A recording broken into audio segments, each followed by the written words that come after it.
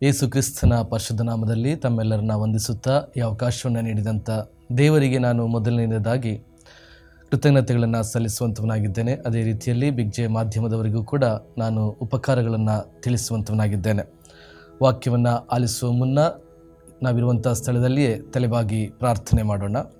ನಮ್ಮನ್ನು ಅತಿಶಯವಾಗಿ ಬಹಳವಾಗಿ ಪ್ರೀತಿ ಮಾಡುವಂಥ ಯೇಸು ಕ್ರಿಸ್ತನಲ್ಲಿ ತಂದೆಯಾದ ದೇವರೇ, ಪರಿಶುದ್ಧನೇ, ಮಹೋನ್ನತನೇ, ಸರ್ವಶಕ್ತನೇ, ಸರ್ವಾಧಿಕಾರಿಯೇ ದೇವರೇ, ನಮ್ಮೆಲ್ಲರನ್ನ ಬಹಳವಾಗಿ ಪ್ರೀತಿಸಿ ಉನ್ನತ ಸ್ಥಾನವನ್ನು ಬಿಟ್ಟು ಈ ಲೋಕದಲ್ಲಿ ತನ್ನನ್ನು ತಾನು ತಗ್ಗಿಸಿಕೊಂಡವನಾಗಿ ಬರಿದು ಮಾಡಿಕೊಂಡು ಕರ್ತ ಈ ಲೋಕದಲ್ಲಿ ಜನಿಸಿ ಅಪ್ಪ ನಮ್ಮೆಲ್ಲರಿಗೋಸ್ಕರ ಶಿಲುಬೆಯ ಮೇಲೆ ಪ್ರಾಣವನ್ನೇ ಕೊಡುವಷ್ಟು ಪ್ರೀತಿ ಮಾಡಿದಂಥ ದೇವರೇ, ನಿಮಗೆ ಕೃತಜ್ಞತೆಗಳನ್ನು ಸಲ್ಲಿಸುವಂಥವರಾಗಿದ್ದೇವೆ. ವಿಶೇಷವಾಗಿ ಈ ಒಂದು ಶ್ರಮ ದಿನಗಳಲ್ಲಿ ನಿಮ್ಮ ವಾಕ್ಯವನ್ನು ಧ್ಯಾನಿಸಲಿಕ್ಕಿರುವಾಗ ದೇವರೇ, ನಿಮ್ಮ ವಾಕ್ಯದ ಮೂಲಕ ನಮ್ಮೆಲ್ಲರ ಜೊತೆ ಮಾತನಾಡಿ ಎಂಬುದಾಗಿ ಬೇಡುವಂಥವರಾಗಿದ್ದೇವೆ. ಮಾತನಾಡುವ ನಾನಲ್ಲ, ನನ್ನ ಮೂಲಕ ನೀನು ತಾನೇ ಮಾತನಾಡಿ ಎಂಬುದಾಗಿ ಬೇಡುತ್ತಾ ದೇವರೇ, ಮಾಧ್ಯಮದ ಮೂಲಕ ಆಲಿಸುತ್ತಿರುವಂಥ ಪ್ರತಿಯೊಬ್ಬರನ್ನೂ ಕೂಡ ನಿಮ್ಮ ಕರಗಳಿಗೆ ಒಪ್ಪಿಸಿಕೊಡುತ್ತಾ ಯೇಸು ಕ್ರಿಸ್ತನ ಮಧುರ ನಾಮದಲ್ಲಿ ಪ್ರೀತಿಯಿಂದ ಬೇಡಿದ್ದೇನೆ, ಪರಲೋಕದ ತಂದೆಯೇ, ಆಮೇನ್. ಯೇಸು ಕ್ರಿಸ್ತನ ಶ್ರಮ ಧ್ಯಾನಗಳಲ್ಲಿ ಈ ದಿನಕ್ಕೆ ಕೊಡಲ್ಪಟ್ಟಂಥ ವಾಕ್ಯದ ಮುಖ್ಯ ಪ್ರಸ್ತಾಪ ಪಿಲಾತನ ಹೆಂಡತಿಯ ಸಾಕ್ಷಿ. ವಾಕ್ಯ ಭಾಗ ಮತ್ತಾಯನು ಬರೆದ ಸುವಾರ್ತೆ 27ನೇ ಅಧ್ಯಾಯ ಇದರ 19ನೇ ವಚನ.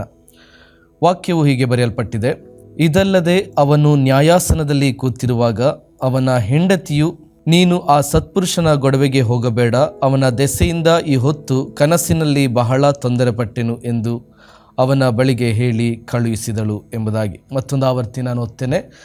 ಇದಲ್ಲದೆ ಅವನು ನ್ಯಾಯಾಸನದಲ್ಲಿ ಕೂತಿರುವಾಗ ಅವನ ಹೆಂಡತಿಯು, ನೀನು ಆ ಸತ್ಪುರುಷನ ಗೊಡವೆಗೆ ಹೋಗಬೇಡ, ಅವನ ದೆಸೆಯಿಂದ ಈ ಹೊತ್ತು ಕನಸಿನಲ್ಲಿ ಬಹಳ ತೊಂದರೆಪಟ್ಟೆನು ಎಂದು ಅವನ ಬಳಿಗೆ ಹೇಳಿ ಕಳುಹಿಸಿದಳು. ಕರ್ತನಲ್ಲಿ ಪ್ರಿಯ ದೇವಜನರೇ, ವಿಶೇಷವಾಗಿ ಈ ಅಧ್ಯಾಯವು ಬೈಬಲ್ನಲ್ಲಿ ಅತ್ಯಂತ ಪ್ರಮುಖವಾದಂಥ ಹಾಗೂ ಭಾವನಾತ್ಮಕ ಅಧ್ಯಾಯವನ್ನಾಗಿ ನಾವು ಕಾಣುವಂಥವರಾಗಿದ್ದೇವೆ.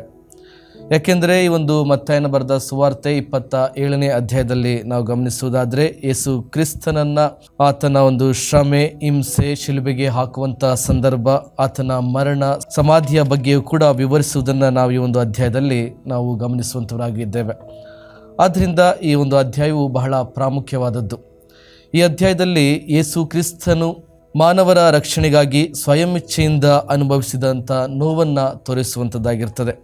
27ನೇ ಅಧ್ಯಾಯ ಮತ್ತಾಯನು ಬರೆದ ಸುವಾರ್ತೆ 1ನೇ ವಚನದಲ್ಲಿ ನಾವು ಕಾಣುವಾಗ, ಬೆಳಗಾಗಲು ಎಲ್ಲ ಮಹಾಯಾಜಕರು ಜನರ ಹಿರಿಯರು ಯೇಸುವನ್ನು ಕೊಲ್ಲಿಸಬೇಕೆಂದು ಆಲೋಚನೆ ಮಾಡಿಕೊಂಡು ಆತನನ್ನು ಕಟ್ಟಿಸಿ ತೆಗೆದುಕೊಂಡು ಹೋಗಿ ದೇಶಾಧಿಪತಿಯಾದ ಪಿಲಾತನಿಗೆ ಒಪ್ಪಿಸಿದರು ಎಂಬುದಾಗಿ ವಾಕ್ಯದಲ್ಲಿ ಗಮನಿಸ್ತೇವೆ. ಅದೇ ರೀತಿಯಲ್ಲಿ ಅದೇ 27ನೇ ಅಧ್ಯಾಯದ 11ನೇ ವಚನಕ್ಕೆ ಬಂದಾಗ, ಯೇಸು ದೇಶಾಧಿಪತಿಯ ಮುಂದೆ ನಿಂತಿರುವಾಗ ದೇಶಾಧಿಪತಿಯು ಆತನನ್ನು, ನೀನು ಯಹೂದ್ಯರ ಅರಸನು ಹೌದೋ ಎಂದು ಕೇಳಿದನು. ಯೇಸು, ನೀನೇ ಹೇಳಿದ್ದಿ ಅಂದನು. ಹೀಗೆ ಅಧ್ಯಾಯದ 1ನೇ ವಚನದಲ್ಲಿ ಪಿಲಾತನ ಬಳಿಗೆ ಬಂದಂಥ ಯೇಸುವನ್ನು 11ನೇ ವಚನದಿಂದ ವಿಚಾರಣೆ ಮಾಡುವಂಥದ್ದನ್ನು ನಾವಿಲ್ಲಿ ಗಮನಿಸಬಹುದು. ಯಾರು ಈ ಪಿಲಾತನು? ಈ ಪಿಲಾತನು ಯಾರು ಅಂತ ಆಲೋಚನೆ ಮಾಡುವಾಗ, ಈ ಪೊಂತಿ ಪಿಲಾತನು ಯೇಸು ಕ್ರಿಸ್ತನ ಕಾಲದಲ್ಲಿ ಯೂದಯ ದೇಶದ ರೋಮನ್ ರಾಜ್ಯಪಾಲನು, ಗವರ್ನರ್ ಆಗಿದ್ದನು ಎಂಬುದಾಗಿ ನಾವು ನೋಡುವಂಥವರಾಗಿದ್ದೇವೆ. ಅಷ್ಟು ಮಾತ್ರವಲ್ಲದೆ ರೋಮನ್ ಚಕ್ರವರ್ತಿಯಾದಂಥ ತಿಬೇರಿಯಸ್ ಸೀಸರ್ನ ಅಧೀನದಲ್ಲಿ ಕೆಲಸ ಮಾಡುತ್ತಿದ್ದನು. ಈತನ ಒಂದು ಜವಾಬ್ದಾರಿ ಏನು, ಕರ್ತವ್ಯ ಏನು ಅಂತ ನೋಡುವುದಾದರೆ, ಯೂದಯ ದೇಶದಲ್ಲಿ ಕಾನೂನು ಮತ್ತು ಶಾಂತಿಯನ್ನು ಕಾಪಾಡುವುದು ಅವನ ಕರ್ತವ್ಯವಾಗಿತ್ತು. ಪಿಲಾತನು ಸತ್ಯವನ್ನು ತಿಳಿದಿದ್ದರೂ ಜನರ ಭಯದಿಂದ ಸರಿಯಾದ ನಿರ್ಧಾರ ತೆಗೆದುಕೊಳ್ಳಲಿಲ್ಲ. ಸತ್ಯದ ಪರ ನಿಲ್ಲುವ ಧೈರ್ಯ ಅವನಿಗಿರಲಿಲ್ಲ ಎಂಬುದಾಗಿ ನಾವು ಗಮನಿಸುವಂಥವರಾಗಿದ್ದೇವೆ. ಆ ಒಂದು ಅಧ್ಯಾಯವನ್ನು ಓದುವಾಗಲೂ ಕೂಡ ನಮಗೆ ಅರ್ಥ ಆಗ್ತದೆ. ಅದೇ ರೀತಿಯಲ್ಲಿ ಮಾರ್ಕನು ಬರೆದ ಸುವಾರ್ತೆ 15ನೇ ಅಧ್ಯಾಯ 2ರಿಂದ 15 ವಚನಗಳನ್ನು ಓದುವಾಗಲೂ ಕೂಡ ನಮಗೆ ಅಲ್ಲಿ ಒಂದು ವಾಕ್ಯದ ಪ್ರಸ್ತಾಪವನ್ನು ನಾವಲ್ಲಿ ಕಾಣಬಹುದು.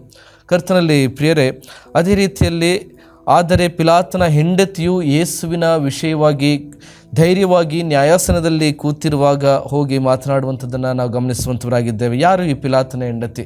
ಪಿಲಾತನ ಹೆಂಡತಿಯ ಹೆಸರು ಬೈಬಲ್ನಲ್ಲಿ ಬರೆಯಲ್ಪಡಲಿಲ್ಲ. ಆದರೆ ಕ್ರೈಸ್ತ ಪರಂಪರೆಯ ಪ್ರಕಾರ, ಕ್ರಿಶ್ಚಿಯನ್ ಟ್ರೆಡಿಷನ್ ಅಂತ ನಾವೇನು ಹೇಳ್ತೇವೆ, ಅದರ ಪ್ರಕಾರ ಈ ಒಂದು ಪೊಂತಿ ಪಿಲಾತನ ಹೆಂಡತಿಯ ಹೆಸರೇನಂತಂದರೆ ಕ್ಲೌದಿಯಾ ಪ್ರೊಕುಲ ಎಂಬುದಾಗಿ ಹೇಳಲಾಗುತ್ತದೆ. ಏನೇ ಇರಲಿ, ಯೇಸುವಿನ ವಿಚಾರಣೆಯ ಸಮಯದಲ್ಲಿ ಅನೇಕ ಧ್ವನಿಗಳನ್ನು ನಾವು ಕೇಳಿಸಿಕೊಂಡವರಾಗಿರ್ತೇವೆ. ಧಾರ್ಮಿಕ ನಾಯಕರು ಆರೋಪಣೆ ಮಾಡುವಂಥದ್ದನ್ನು ನಾವಲ್ಲಿ ಗಮನಿಸುವಂಥವರಾಗಿದ್ದೇವೆ. ಜನರು ಕೂಗುವಂಥದ್ದನ್ನು, ಯೇಸುವನ್ನು ಶಿಲುಬೆಗೆ ಹಾಕಿರಿ ಎಂಬುದನ್ನು ಆರ್ಭಾಟಿಸುವುದನ್ನು ನಾವಲ್ಲಿ ಗಮನಿಸ್ತಾ ಇದ್ದೇವೆ. ಅಷ್ಟು ಮಾತ್ರವಲ್ಲದೆ ಯೇಸುವನ್ನು ಕೊಲ್ಲಿಸಿ ಎಂದು ದೂಷಣೆ ಮಾಡುವಂಥದ್ದನ್ನು ನಾವು ನೋಡ್ತಾ ಇದ್ದೇವೆ. ಅವುಗಳ ಮಧ್ಯದಲ್ಲಿ ಪಿಲಾತನು ಯೇಸು ಕ್ರಿಸ್ತನನ್ನು ಪ್ರಶ್ನಿಸುವುದನ್ನು ನಾವಿಲ್ಲಿ ಕಾಣುವಂಥವರಾಗಿದ್ದೇವೆ. ಇವೆಲ್ಲ ಧ್ವನಿಗಳ ಮಧ್ಯೆ ಒಂದು ಸತ್ಯಾಂಶವನ್ನು ಹೇಳಿದಂಥ ಒಬ್ಬ ವ್ಯಕ್ತಿಯನ್ನು ನಾವಿಲ್ಲಿ ಗಮನಿಸಬಹುದು. ಅದೇ 27ನೇ ಅಧ್ಯಾಯದ 19ನೇ ವಚನದಲ್ಲಿ ಪಿಲಾತನ ಹೆಂಡತಿಯ ಸಾಕ್ಷಿ. ಪ್ರಿಯ ದೇವಜನರೇ, ಈ ಪಿಲಾತನ ಹೆಂಡತಿಯ ಧ್ವನಿಯನ್ನು ನಾವು ಆಕೆ ಮಾತನಾಡಿದಂಥ ಆ ಒಂದು ಮಾತನ್ನು ಕೇಳುವಾಗ ನಮಗೆ ಅರ್ಥ ಆಗುವಂಥ ಸಂಗತಿ ಏನಂತಂದರೆ, ದೇವರು ಅಸಾಧ್ಯವಾದ ಮಾರ್ಗಗಳಿಂದಲೂ ಸತ್ಯವನ್ನು ಪ್ರಕಟಿಸುತ್ತಾನೆ ಅನ್ನುವಂಥದ್ದು. ಹಾಗಾಗಿ ಈ ಒಂದು 19ನೇ ವಚನವನ್ನು ನಾವು ಧ್ಯಾನ ಮಾಡೋದಾದರೆ ಅಲ್ಲಿ 3 ಸಂಗತಿಗಳನ್ನು ನಾವಿಲ್ಲಿ ಕಾಣಬಹುದು. ಮೊದಲನೇದಾಗಿ ದೇವರಿಂದ ಬಂದ ಎಚ್ಚರಿಕೆ, ಎರಡನೇದಾಗಿ ಯೇಸುವು ನೀತಿವಂತನು ಎಂಬುವಂಥ ಘೋಷಣೆ, ಮೂರನೇದಾಗಿ ದೇವರ ಎಚ್ಚರಿಕೆಯನ್ನು ನಿರ್ಲಕ್ಷ್ಯ ಮಾಡಿದರೆ ಬರುವ ಅಪಾಯ.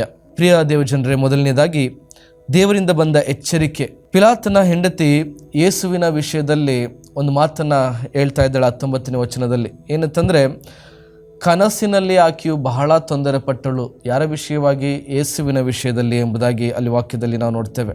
ದೇವರು ಎಚ್ಚರಿಕೆಯನ್ನು ನೀಡ್ತಿದ್ದಾನೆ. ಯಾವಾಗ ಅಂತಂದರೆ, ದೇವರ ತೀರ್ಪಿನ ಮುಂಚೆ ಎಚ್ಚರಿಕೆಯನ್ನು ನೀಡುವಂಥದ್ದನ್ನು ನಾವಿಲ್ಲಿ ಕಾಣಬಹುದು. ಹಳೆಯ ಒಡಂಬಡಿಕೆಯಲ್ಲಿ ಅನೇಕ ಸಂದರ್ಭಗಳಲ್ಲಿಯೂ ಕೂಡ ದೇವರು ತೀರ್ಪು ಮಾಡುವುದಕ್ಕಿಂತ ಮುಂಚಿತವಾಗಿ ಎಚ್ಚರಿಕೆಗಳನ್ನು ನೀಡುವಂಥದ್ದನ್ನು ನಾವಲ್ಲಿ ಗಮನಿಸ್ತಾ ಇದ್ದೇವೆ. ದೇವರ ವಾಕ್ಯದಲ್ಲಿಯೂ ಸಹ ಅನೇಕ ಸಂದರ್ಭಗಳಲ್ಲಿ ಕನಸಿನ ಮೂಲಕವಾಗಿ ದೇವರು ಮಾತನಾಡುವುದನ್ನು ನಾವು ನೋಡ್ತೇವೆ. ಏನಂತಂದರೆ, ಯೋಸೇಫನ ವಿಷಯದಲ್ಲಿ ಕೂಡ ಯೋಸೇಫನ ಕನಸುಗಳಲ್ಲಿ ದೇವರು ಮಾತನಾಡುವುದನ್ನು ನಾವು ಗಮನಿಸ್ತಾ ಇದ್ದೇವೆ. ಅದೇ ರೀತಿಯಲ್ಲಿ ದಾನಿಯೇಲನ ಜೊತೆ ಮಾತನಾಡುವುದನ್ನು ನಾವು ನೋಡಿದ್ದೇವೆ. ಹೊಸ ಒಡಂಬಡಿಕೆಯಲ್ಲಿ ಜ್ಞಾನಿಗಳು ಯೇಸುವಿನ ಬಳಿಗೆ ಬರುವಂಥ ಸಂದರ್ಭಗಳಲ್ಲಿ ಆಗ ಜ್ಞಾನಿಗಳನ್ನು ಒಂದು ಒಳ್ಳೆಯ ಮಾರ್ಗದಲ್ಲಿ ಅವ್ರನ್ನ ವಾಪಸ್ ಹೋಗುವಂಥ ಸಂದರ್ಭದಲ್ಲಿಯೂ ಕೂಡ ಅವರೊಡನೆ ಮಾತನಾಡುವುದನ್ನು ನಾವು ಗಮನಿಸುವಂಥವರಾಗಿದ್ದೇವೆ. ಹೀಗೆ ದೇವರು ಎಚ್ಚರಿಕೆಯನ್ನು ನೀಡುತ್ತಲೇ ಸತ್ಯವನ್ನು ತಿಳಿದುಕೊಳ್ಳಲು ಅನೇಕ ಅವಕಾಶಗಳನ್ನು ಕೊಡುವಂಥ ದೇವರಾಗಿದ್ದಾನೆ. ಕರ್ತನಲ್ಲಿ ಪ್ರಿಯ ದೇವಜನರೇ, ದೇವರ ವಾಕ್ಯದಲ್ಲಿ ಜ್ಞಾನೋಕ್ತಿಗಳು ಪುಸ್ತಕ 29ನೇ ಅಧ್ಯಾಯ 1ನೇ ವಚನವನ್ನು ನೋಡುವುದಾದರೆ, ಬಹಳವಾಗಿ ಗದರಿಸಿದರೂ ತಗ್ಗದವನು ಏಳದ ಹಾಗೆ ಪಕ್ಕನೆ ಮುರಿದು ಬೀಳುವನು ಎಂಬುದಾಗಿ ಬರೆಯಲ್ಪಟ್ಟಿದೆ. ಮತ್ತೊಂದು ಆವರ್ತಿ ಓದ್ತೇನೆ. ಜ್ಞಾನೋಕ್ತಿಗಳು ಪುಸ್ತಕ 29ನೇ ಅಧ್ಯಾಯ 1ನೇ ವಚನ, ಬಹಳವಾಗಿ ಗದರಿಸಿದರೂ ತಗ್ಗದವನು ಏಳದ ಹಾಗೆ ಪಕ್ಕನೆ ಮುರಿದು ಬೀಳುವನು ಎಂಬುದಾಗಿ. ಆದ್ದರಿಂದ ದೇವರು ಕೊಡುವಂಥ ಎಚ್ಚರಿಕೆಗಳನ್ನು ಎಂದೂ ಕೂಡ ನಿರ್ಲಕ್ಷ್ಯ ಮಾಡಬಾರದು. ದೇವರು ಎಚ್ಚರಿಕೆಯನ್ನು ಕೊಡುತ್ತಲೇ ಅನೇಕ ಅವಕಾಶಗಳನ್ನು ಕೊಡುವಂಥ ದೇವರಾಗಿದ್ದಾನೆ. ನಮ್ಮನ್ನು ನಾವು ಬದಲಿಸಿಕೊಂಡು ದೇವರ ಕಡೆಗೆ ತಿರುಗಿಕೊಳ್ಳುವಂತೆ ದೇವರು ನಮಗೆ ಎಚ್ಚರಿಕೆಯನ್ನು ನೀಡ್ತಾನೆ. ದೇವರು ಎಚ್ಚರಿಕೆಯನ್ನು ಕೊಟ್ಟಾಗ ಅದನ್ನು ಅನುಸರಿಸಿ ನಡೆದುಕೊಳ್ಳುವುದಾದರೆ ನಮಗೆ ಅದು ಆಶೀರ್ವಾದದಾಯಕವಾಗಿರ್ತದೆ ಎಂಬುದಾಗಿ ವಾಕ್ಯವು ನಮಗೆ ತಿಳಿಸಿಕೊಡ್ತದೆ. ಆದ್ದರಿಂದ ಕೊಟ್ಟ ಎಚ್ಚರಿಕೆಯನ್ನು ಅರ್ಥ ಮಾಡಿಕೊಂಡು ಸತ್ಯವನ್ನು ತಿಳಿದು ಬಾಳಬೇಕು, ತನ್ನನ್ನು ತಾನು ಕಾಪಾಡಿಕೊಳ್ಳಬೇಕು. ಅದೇ ರೀತಿಯಲ್ಲಿ ಎರಡನೇದಾಗಿ ನಾವು ನೋಡುವುದಾದರೆ, ಯೇಸುವು ನೀತಿವಂತನೆಂಬ ಘೋಷಣೆ. ಪಿಲಾತನ ಹೆಂಡತಿ ಯೇಸುವನ್ನು ಸತ್ಪುರುಷನು, ಅಥವಾ ನಾವು ಬೇರೆ ಟ್ರಾನ್ಸ್ಲೇಷನಲ್ಲಿ ನಾವು ಓದುವುದಾದರೆ ನೀತಿವಂತನು ಅನ್ನುವಂಥ ಅರ್ಥವನ್ನು ಸೂಚಿಸುತ್ತದೆ. ಹಾಗಾಗಿ ಪಿಲಾತನ ಹೆಂಡತಿ ಯೇಸುವನ್ನು ನೀತಿವಂತನು ಎಂಬುದಾಗಿ ಕರೆಯುವುದನ್ನು ನಾವು ಗಮನಿಸ್ತೇವೆ. ಈಕೆಯು ಯೇಸುವಿನ ಶಿಷ್ಯಳಲ್ಲ, ಯಹೂದ್ಯಳು ಅಲ್ಲ, ಆದರೆ ಯೇಸುವಿನ ನೀತಿಯನ್ನು ಗುರುತಿಸಿದಂಥ ವ್ಯಕ್ತಿ. ಆದರೂ ದೇವರು ಈಕೆಯ ಕನಸಿನಲ್ಲಿ ಮಾತನಾಡುವುದನ್ನು ನಾವು ಗಮನಿಸ್ತಾ ಇದ್ದೇವೆ. ದೇವರ ವಾಕ್ಯದಲ್ಲಿ ದೇವರ ಜನರಲ್ಲದೆ ಇರುವಂಥ ಅನ್ಯರ ಜೊತೆಯೂ ಕೂಡ ದೇವರು ಮಾತನಾಡುವಂಥ ಸಂದರ್ಭಗಳನ್ನು ನಾವು ಕಾಣಬಹುದು.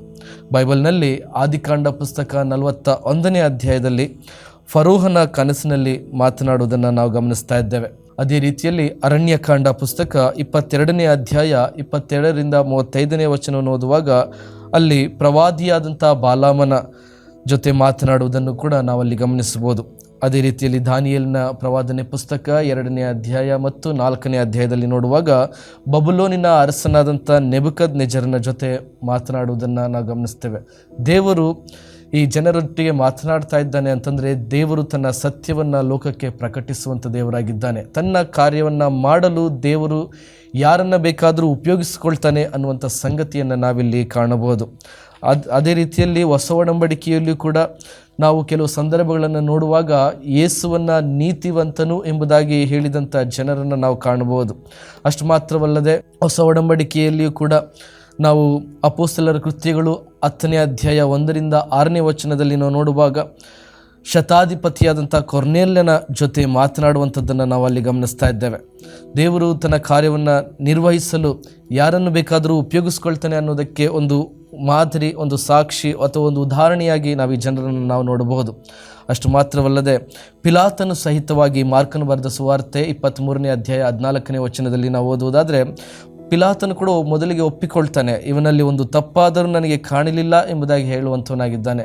ಯೇಸುವಿನ ವಿಷಯವಾಗಿ ಸಾಕ್ಷಿಯನ್ನು ಕೊಡುವಂಥವನಾಗಿದ್ದಾನೆ. ಆದರೆ ಆತನು ಹೇಳುವುದನ್ನು ಆತನು ಪಾಲಿಸ್ತಾ ಇಲ್ಲ ಅನ್ನೋದನ್ನು ನಾವಿಲ್ಲಿ ಅರ್ಥ ಮಾಡಿಕೊಳ್ಳುವವರಾಗಿರಬೇಕು. ಇಸ್ಕರಿಯೋತ ಯೂದನು ಯೇಸುವನ್ನು ವಿಷಯದಲ್ಲಿ ಒಂದು ಸಾಕ್ಷಿಯನ್ನು ಕೊಡ್ತಾನೆ. ಏನಂತಂದರೆ ಮತ್ತಾಯನ ಬರೆದ ಸುವಾರ್ತೆ 27ನೇ ಅಧ್ಯಾಯ 4ನೇ ವಚನದಲ್ಲಿ ನೋಡುವಾಗ ಆತನು ಕೂಡ ನೀತಿವಂತನೆನ್ನುವಂತಹ ಯೇಸುವನ್ನು ನೀತಿವಂತನೆಂದು ಆತನು ಸಾಕ್ಷಿಯನ್ನು ಕೊಡುವುದನ್ನು ನಾವಲ್ಲಿ ಗಮನಿಸ್ತಾ ಇದ್ದೇವೆ.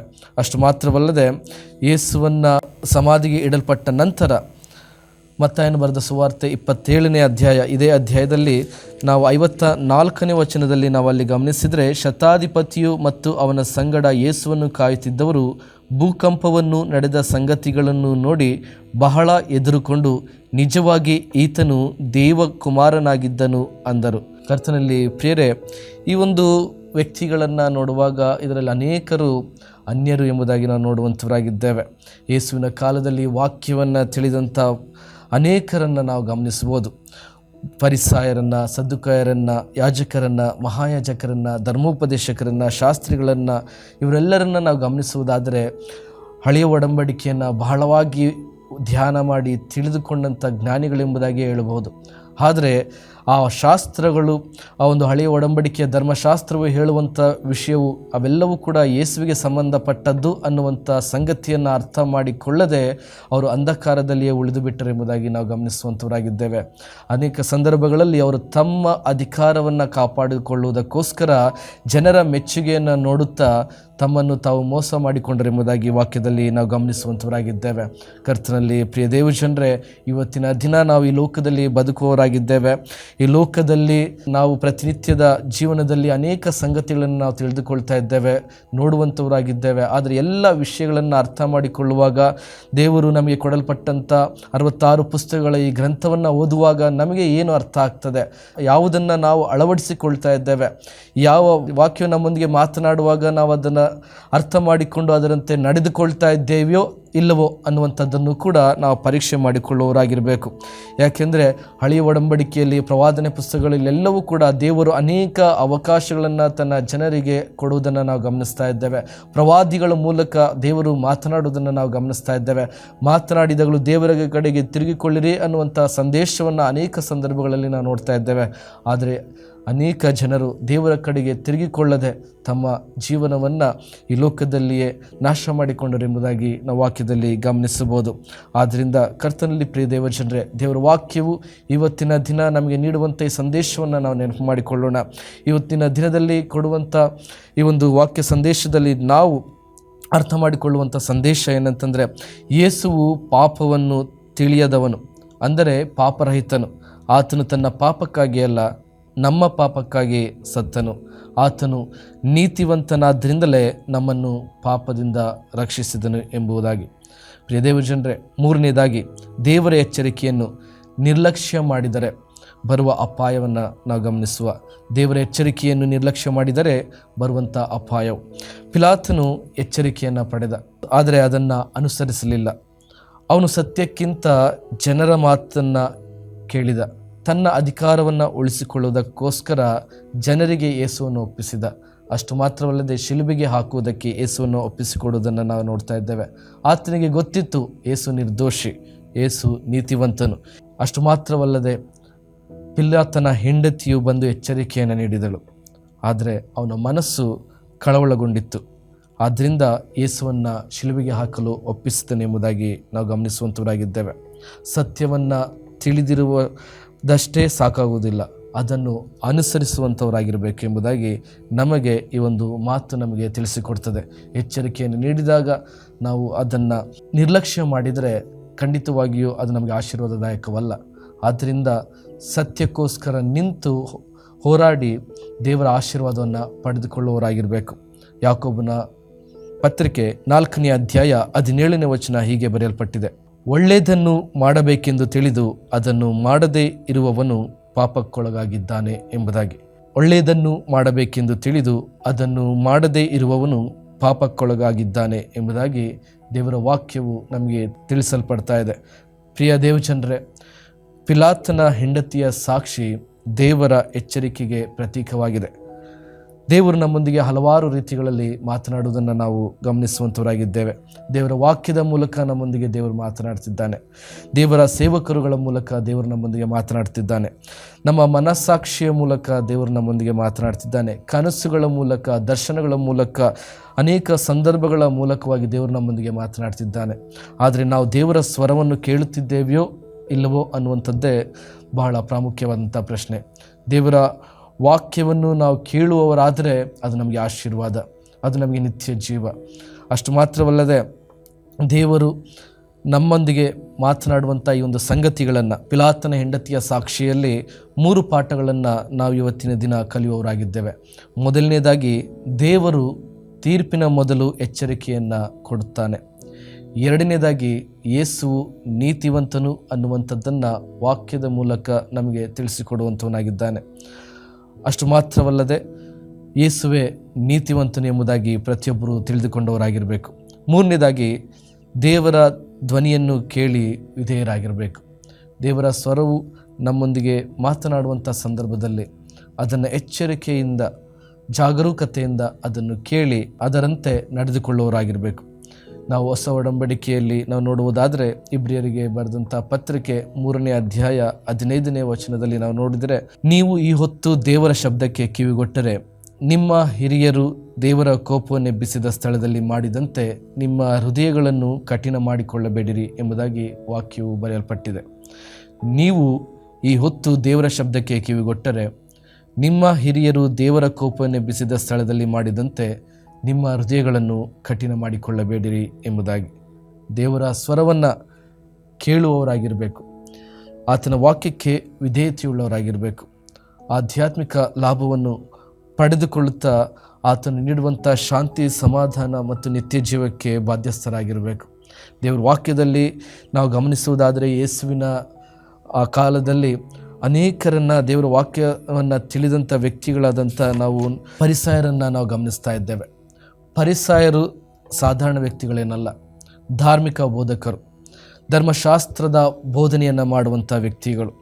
ಅಷ್ಟು ಮಾತ್ರವಲ್ಲದೆ ಅವರು ಹಳೆಯ ಒಡಂಬಡಿಕೆಯಲ್ಲಿ ಬರೆಯಲ್ಪಟ್ಟಂಥ ಆಜ್ಞೆಗಳು 613 ಆಜ್ಞೆಗಳನ್ನು ಪಾಲಿಸುತ್ತಲೇ ಅವರು ತಮ್ಮದೇ ಆದಂಥ ಕೆಲವು ಆಜ್ಞೆಗಳನ್ನು, ಸಂಪ್ರದಾಯಗಳನ್ನು, ಅವರು 100ಕ್ಕಿಂತ ಹೆಚ್ಚು ಒಂದು ಪದ್ಧತಿಗಳನ್ನು ಅವರು ಪಾಲಿಸುವಂಥವರಾಗಿದ್ದರು.